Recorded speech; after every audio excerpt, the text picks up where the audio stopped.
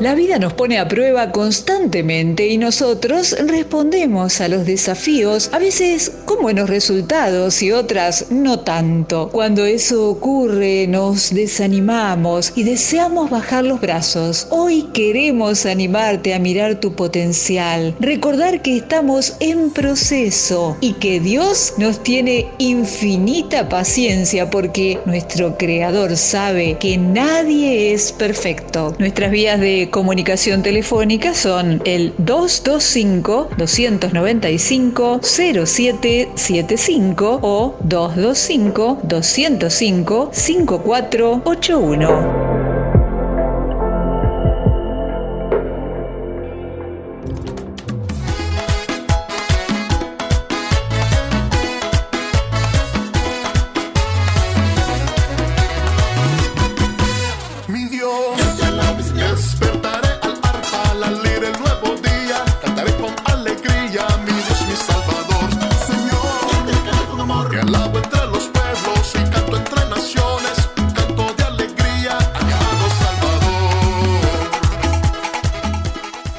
Hola, que Dios te bendiga.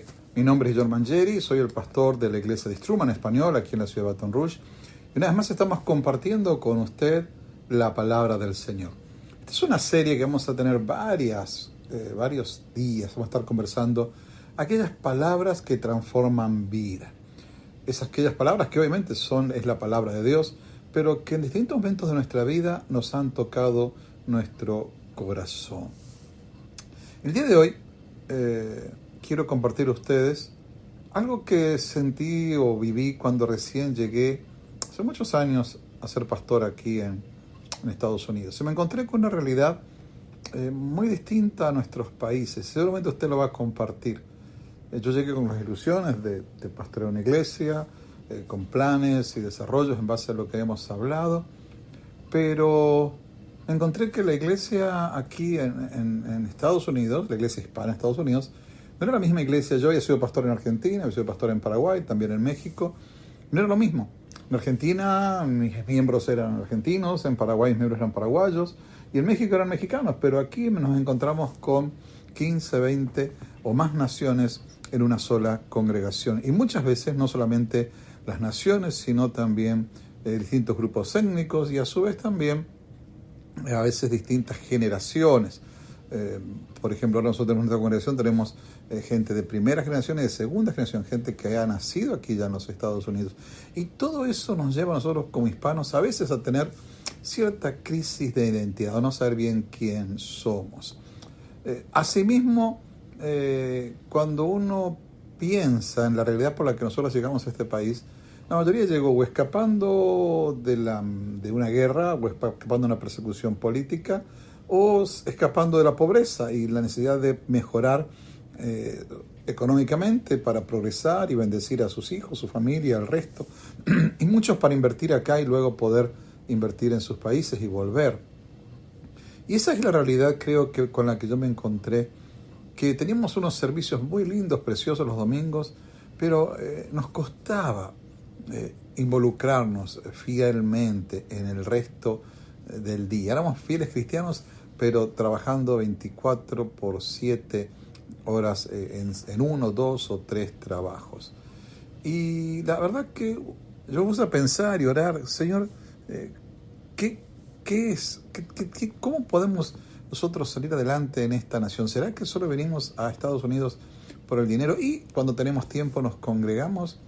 Y esta historia de la parábola del Señor que está en Génesis, que va desde Génesis 37, que es la historia de José, y está encapsulada entre la historia de José y Moisés. ¿Por qué? Porque habla cuando el pueblo de Dios, cuando la familia de Dios, la familia de Israel o Jacob, van a Egipto, y luego todo eso como Moisés salen de Egipto hacia la tierra prometida. Y yo quiero hoy detenerme un poco en la vida de José, un jovencito que se enfrentó a muchas situaciones que lo mantuvieron firme o fiel fue quién era él, su identidad, que él sabía quién era. El texto comienza así, decir que Jacob habitaba en la tierra donde había vivido su padre, en la tierra de Canaán. Esta es la historia de la familia de Jacob. Y empieza a contar que José tenía 17 años y cuidaba las ovejas con sus hermanos, y que tenía mala fama entre sus hermanos, porque él iba y le contaba las cosas que sus hermanos hacían, las peleas, los enojos seguramente.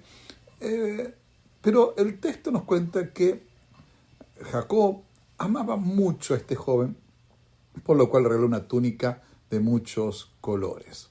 Cierto día mandó Jacob a José que vaya a ver a sus hermanos. Y cuando llegó allí a ver a sus hermanos de lejos, obviamente se dieron cuenta quién era. Uno identifica a su familia y aparte de una túnica de ese color, era inconfundible a lo largo del camino. Y traman, dice, vamos a matarlo. Este soñador que no nos deja en paz, vamos a matarlo.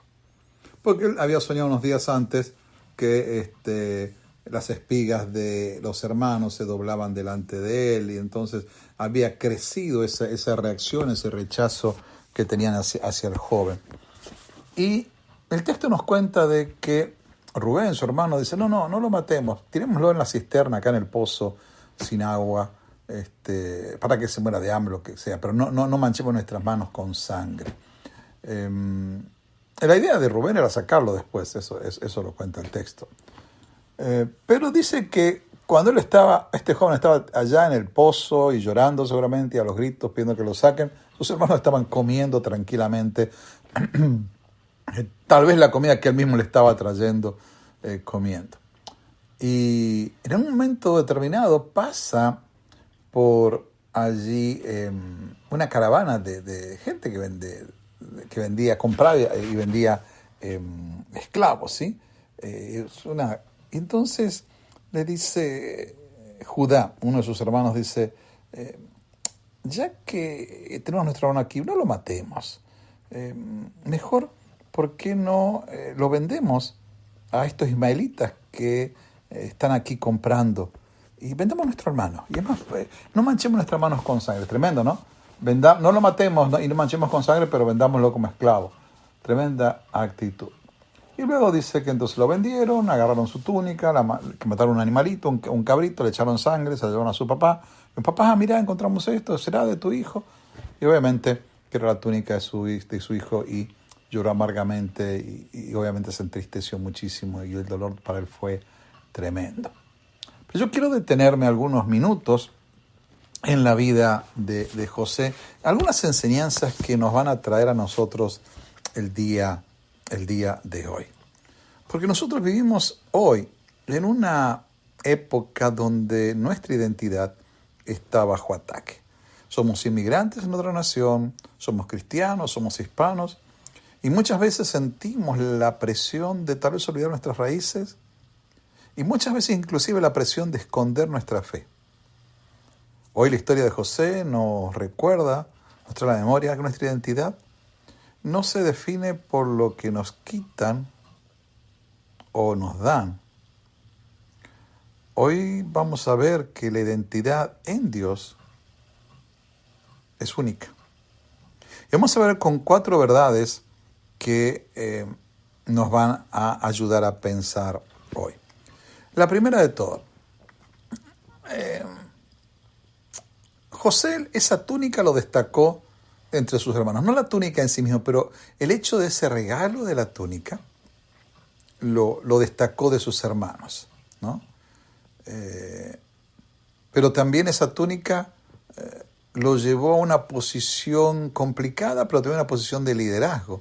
Es decir, esa túnica decía muchas cosas, esa túnica daba muchas cosas, los sueños que él tenía hablaban de una posición que él tenía. La túnica lo hizo destacar. Pero mi hermano, no eres lo que otros te hacen.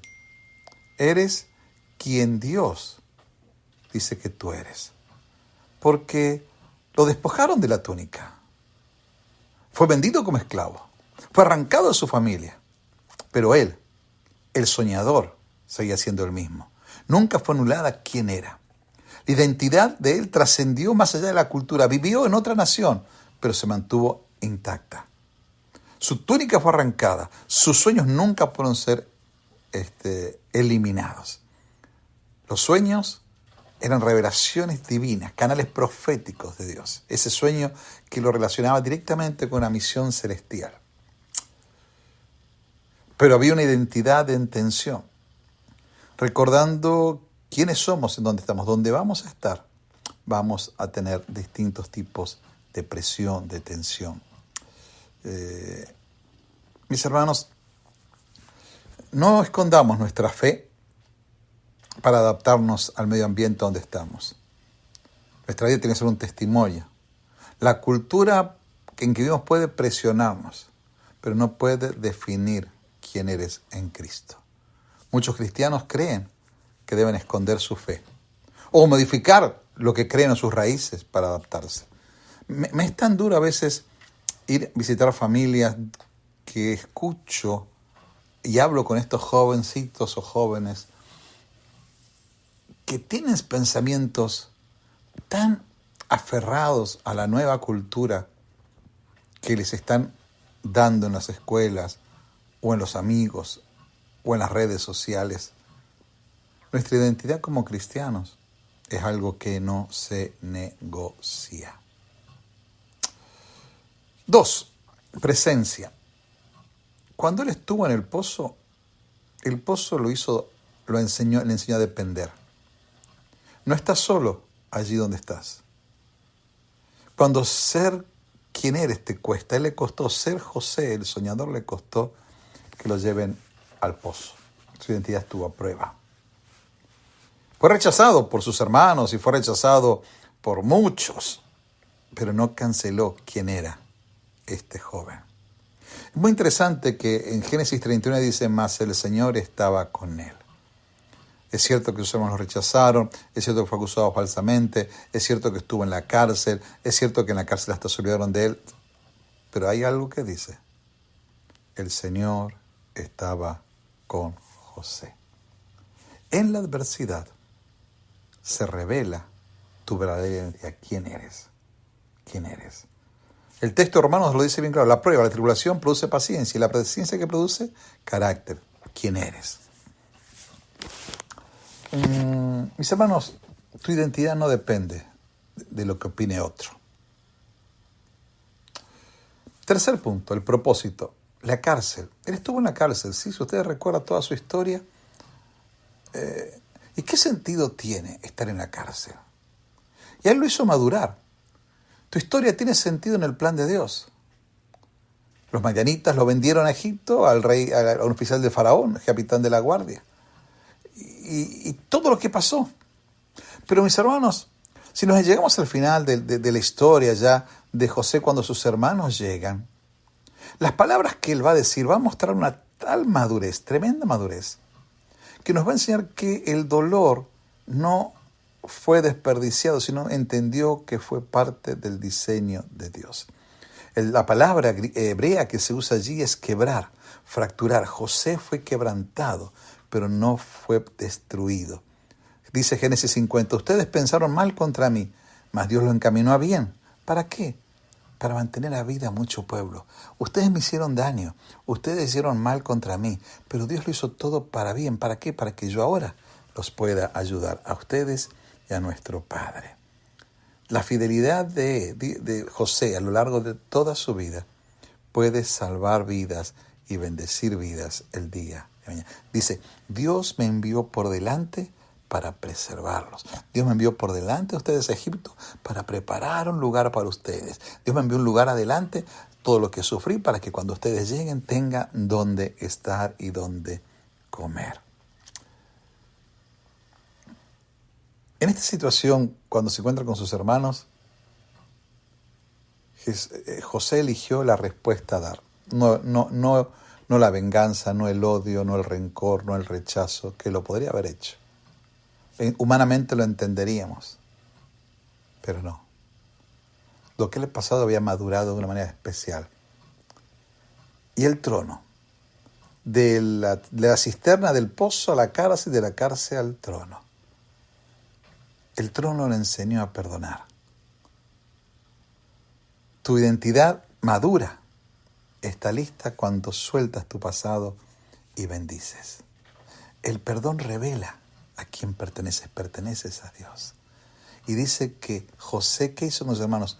Los consoló y le habló al corazón. José perdonó a quien lo traicionaron. Es la señal más preciosa de madurez.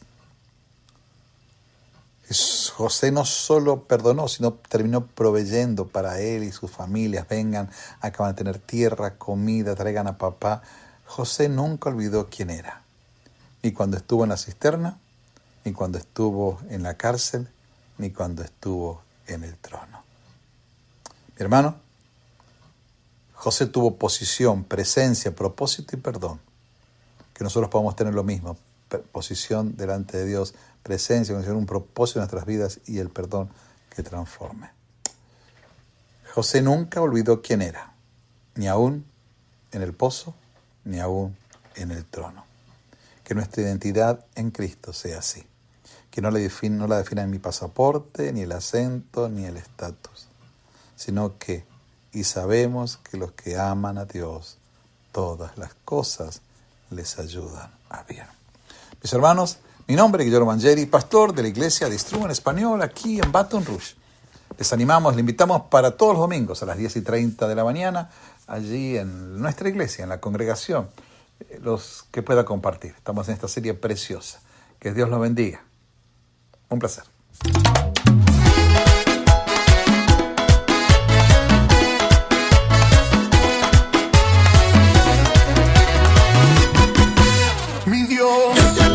Despertaré al arpa, al leer el nuevo día. Cantaré con alegría, mi Dios, mi Salvador.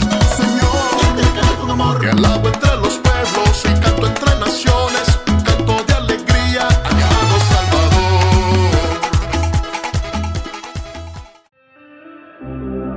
Esperamos que este espacio te haya desafiado a revisar qué cosas puedes mejorar, pero a la vez te hayas sentido motivado a seguir andando mientras lo haces. Te esperamos en nuestra próxima emisión, siempre aquí en la 91.9 Radio Amor.